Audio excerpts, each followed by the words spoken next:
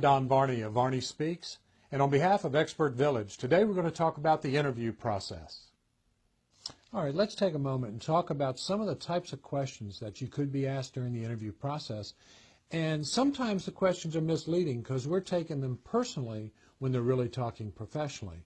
A good example would be if they were to say to you, "Tell me about yourself." You're sitting there saying, "Well, you know, I like to go hunting on the weekends and like to go camping, take my family fishing, and I really enjoy that." Well, great answer, but that's not what they're asking. When they say, "Tell me about yourself," they are asking you to tell them about yourself in this job environment.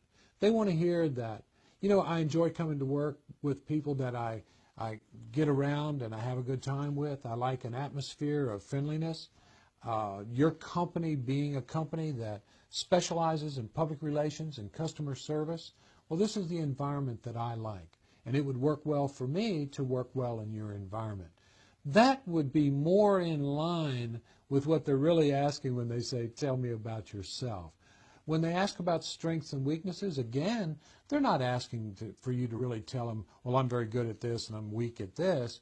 But in essence, they may be asking you about how that would apply to the workforce, to the workplace, where you are actually going to go to work.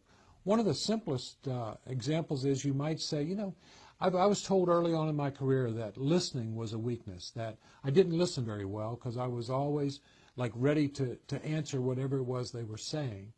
Well, the good news was they were right, and I figured that out. So what I've done now is I've taken a weakness of not listening very well. I've taken classes on it, I read books on it, I've done studies on it, and over the last few years what I've really determined is I really wasn't a good listener, but now I've really trained myself to understand the importance of listening to the person in front of me before I try to answer.